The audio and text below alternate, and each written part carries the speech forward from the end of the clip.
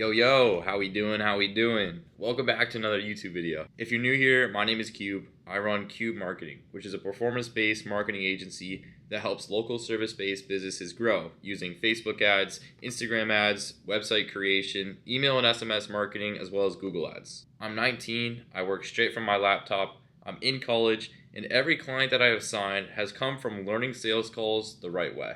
Structure, control, and confidence. And today I'm going to be going through the exact structure and blueprint that I use to handle closing calls that take them from messy and unorganized to confidently closing every single client on every call. If you want to stop winging calls, stop getting all walked over on those calls, and actually start closing clients, this video is for you. Let's get into it. Okay, so back to the whiteboard because I want to stay organized with all the ideas that I have. Basically, I'm going to be walking you through what it looks like on that closing call if I were to take one and like the overall structure of it. But before I can even get into that, you want to make sure that you're only scheduling qualified appointments. So one, you're not wasting your time, and two, you're not wasting your time. End of the day. Because if you do enough qualifiers up into that call, there's no reason they shouldn't close on that call. Then that's on you and your closing call. But if you hop on a call with people that are not showing up or just have no idea about the service, or were informed something different and now you're doing a bait and switch, overall, they're not going to close. So there's a lot of qualifying questions, and I don't know if you have setters, whatever your outreach process is, make sure that you're only scheduling qualified appointments because overall, you can't close somebody that's not going to close, if that makes sense. Now, let's say you have a qualified appointment coming up. What does it look like before that meeting? Meeting sequence. So there's something called the pre-meeting nurture sequence. Maybe I made that up. I don't know.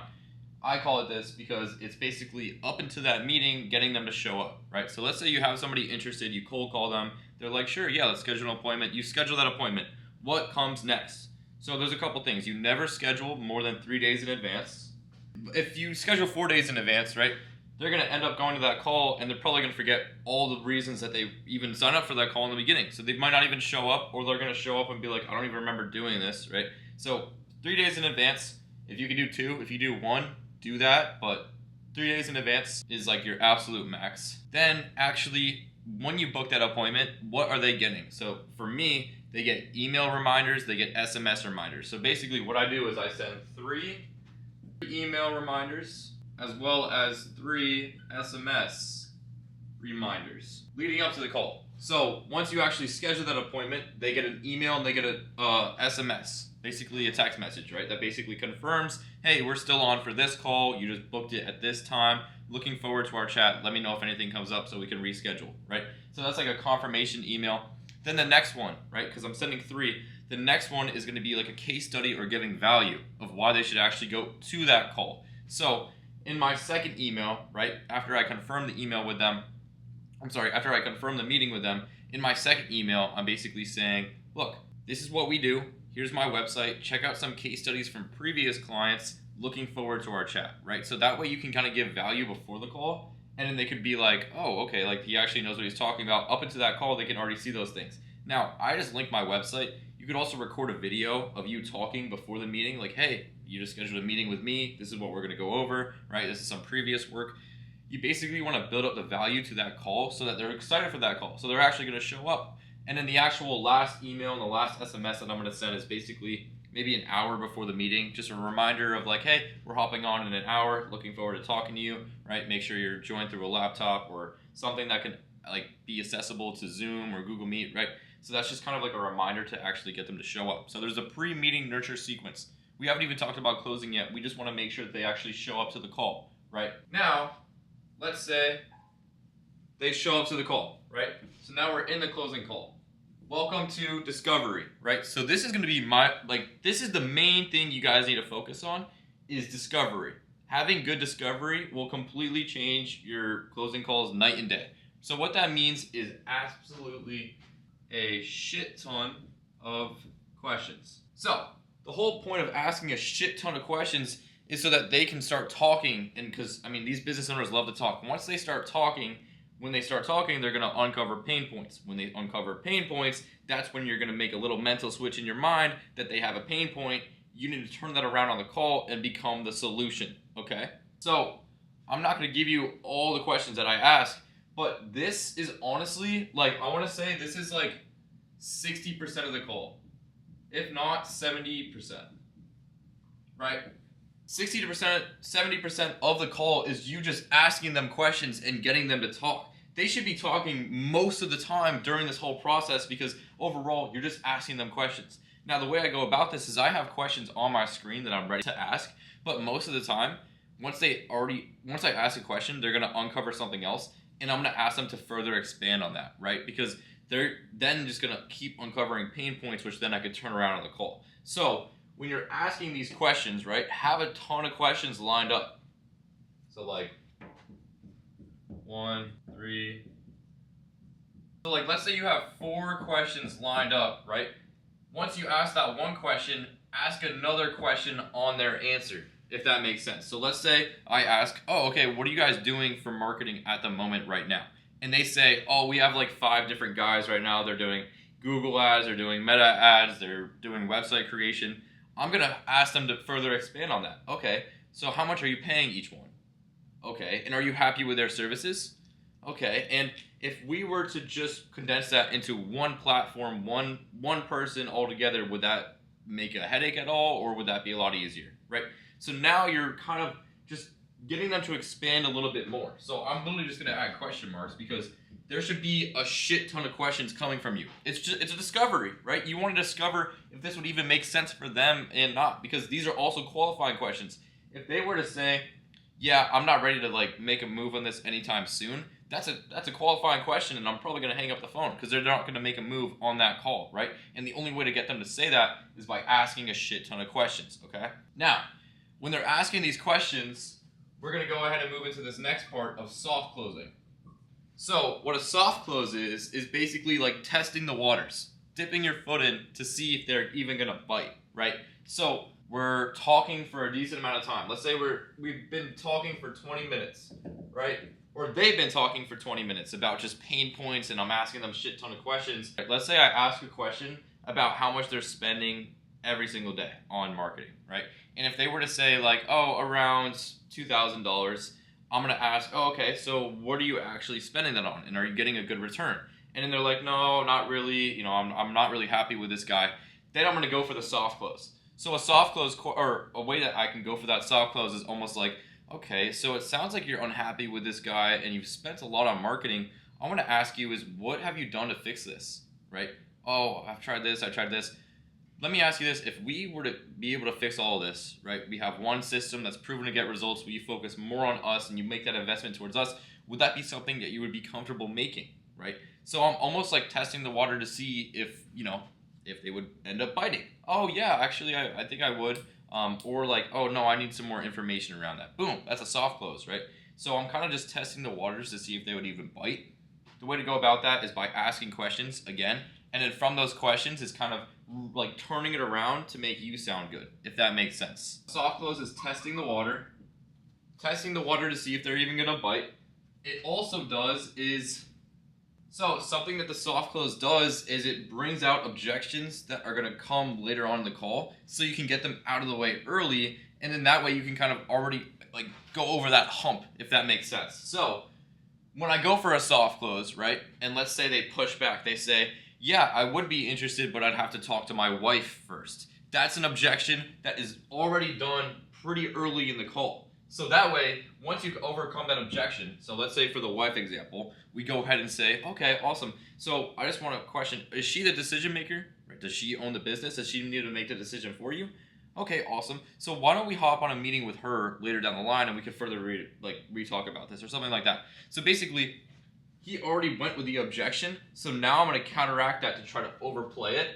And that way, later on in the call, when I'm actually going for the whole process and I'm going to ask the question of what's stopping you from moving forward in this moment, if he tries to go back to the wife objection, this objection right here that he already asked, if we overcame this in the right way, he can't go back to it. Because I'm going to go like, oh, okay, I thought you said you have to talk to your wife. I thought we already talked about how she's not the decision maker. I thought that you run the business. Am I wrong? Did we not already go over that? So the point of the soft close is to get the objections to come early. That way they can't use it later on in the closing part of like actual closing, getting paid in full on that call. That way they already shot that bullet, if that makes sense, right? So they can't go back to it because we already overcame it in the soft close. So just to kind of reiterate, right? Let's say we got a qualified appointment. What's your meeting nurture sequence? Getting them to actually show up on the call. Then on that call, it's discovery questions for at least 20 minutes. I want to say 30 minutes, right? Get them to talk. Like, the whole point of this is just hammer them with questions, because eventually they're going to start to uncover pain points, and in their mind, they're going to be like, okay, hold on, my marketing system is low-key shit. I need some help. Let me be the solution, right? So they're going to uncover pain points. Once they uncover pain points, I'm going to go ahead and try to soft close with those pain points. So if they were to say to me, oh, I really don't like the marketing that I'm doing right now, there's just too many branches and stuff, I'm going to go ahead and go for the soft close. Okay, let me ask you this. If we were to get started, basically we only do one form of marketing, it's just on Meta, right? Would that make more sense rather than having all these other channels? Then, based off of their response, what can you do? If they say something like, yes, I would want to move forward, you can go ahead and say that was a successful soft close and start to transition into your presentation or the way that you're going to kind of talk about your service. If they say no and they give an objection, boom, you're going to handle that objection super early in the call that they can't use it later on. Okay, so the whole point of asking these questions is to uncover pain points. Then once they uncover pain points, you transition that into a soft close to see if you can test the water and overall see if any objections come out early. If you have no objections, fucking, he's ready to close, go close him. If he does have objections, overcome those objections, right? Overcome the hump. Then later on, they can't go back to that hump because you already overcame it, if that makes sense. So now, we're going to transition into... Okay, so now, right, we finish the soft close, we uncover the pain points, we ask the questions. This is the ICP, you know, these ready to close. This is exactly what we're looking for. We're going to go ahead and transition that into talking about our service and our offer. So the way I do this is I do a presentation. Not everybody does a presentation. Some people look down on presentations. I like it because I can stay organized, and I can tell people are a lot of, they're visual, right? They're visual learners. When I have a presentation of my service, of exactly how it works, it makes more sense to them rather than just me explaining it. So in this presentation, I'm talking about my services. I'm talking about being a solution. I'm talking about my offer, my pricing, next steps. So when you're actually going into this part, this is kind of on you guys, on whatever you're comfortable with. If you want to verbally talk about it, then go for it. If you want to do a presentation, then go for it. But basically for me, I talk about my services. I talk about how I could be the solution to their pain points, like we covered on that we already covered on the call. So like when I'm going through the presentation, I'm basically being like, look, I know that you said you have all these other marketing agencies. That's not how we work, right? We focus just on one platform. You get the leads directly to your phone. It's on you to call them up. We're the solution to that crazy mess that was a pain point back here. Then I talk about my offer and my pricing. The way to go about this is you don't have a huge slide that just talks about your pricing right there. Just verbally drop it real quick. Normally we ask around $1,200 a month. It's that easy. You don't need to like fucking sugarcoat it. You don't need to add a bunch of stuff to it. If you say your service with, if you frame this really well, you could say any number out there, and if they're ready to fucking fix this pain point and you're the solution and you sell that the right way, they're gonna pay any price. I'm telling you, you could charge a lot more. So when I drop my price in my offer, I don't branch over it, but I say it pretty quick, and I don't really go into much depth about it. And if they want me to reiterate, I'll just say it's $1,200 a month. That's what we normally charge, right? Then I go into the next step. So I'm saying that we need a contract signed, we need that paid in full, and then we actually need an onboarding call, and then the ads can start running after that, right? So don't overcomplicate this part. Talk about your service, drop the price super quick, then go ahead and move into the next steps, and then you go here, and you say, okay, so based off of everything I said, do you have any questions for me? Or do you want me to expand on anything that I touched on? If they say no, fucking transition to the next part. If they say yes, just reiterate some stuff. If they ask about pricing, maybe talk about your guarantees, your offers. But once they actually are like, okay, I understand everything that you talked about. I talked about all my pain points. I went into the soft close. I'm talking about my service and my pricing. Now, let's get that PIF, bro. Let's get them to pay in full on that call, okay? So something that I love asking is, what's stopping you from moving forward with this today, okay? If they try to shoot one of these objections that we already uncovered in the soft close, you could always go back to what you said about that, and you could be like, I thought we already went over that part. Your wife doesn't make the decisions, you do. Why are we still on this call if you don't make the decisions, right? So they can't use the same objections that they already talked about. So what's stopping them from moving forward? They're going to hit you with new objections, right? So be ready to counteract those. The main objection you're going to get for this is the price. It's a big investment. I understand. Let's go ahead and break that down. So if they say price is the only thing that's holding you back, that's when you then drop your offers, okay? So then you could be like, look, all right, why don't we do 600 up front, 600 in a month from now once you close your first job or something like that. Like, as long as you're compensated, get them to fucking close and position yourself as being something that like you're still going to make money off of. But overall, the price should not be that hard to overcome. Like, getting them to make some sort of an agreement is necessary. So some confirmation is absolutely necessary. So maybe they sign the contract and they say they're going to pay the next week. Okay, they signed the contract, that's something. Maybe they pay in full on the call, right? So like, you shouldn't leave that call if they're interested and they're ready to go. You shouldn't leave that call without some sort of confirmation that says they're locking this in, right? So the least you can do is schedule another appointment with them, with maybe the decision maker, with the wife or something like that. That's something that you can do. But don't leave that call on just like oh yeah, I'm gonna get back to you, I need to look it over. Don't leave the call with that, right? Get something on the call that confirms them. If they don't want to confirm it with you, then go ahead and schedule another meeting so you can even talk more, right? Because overall, if they don't close right now, then they're probably never going to close once they say that they're going to read it over this next week and get back to you. They're not going to close, okay? So, just to reiterate everything that I said before, the pre-meeting nurture sequence. Basically what I do is I don't schedule later than 3 days in advance. I send 3 email reminders, 3 SMS reminders to get them excited for the call. Then discovery questions. This is the biggest thing. Ask a shit ton of questions, because when you ask those questions, they're going to uncover pain points, okay? The main goal of that is for them to uncover pain points. Once they uncover pain points, this should be 60 to 70% of the call. It's just asking questions, okay?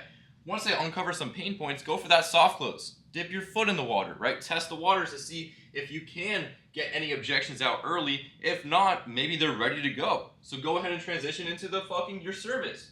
So at this part, I use a presentation, but just talk about your service, talk about how you're the solution, talk about your pricing, your next steps, and your offer, and then ask them, what's stopping you from moving forward with this today, on the call right now?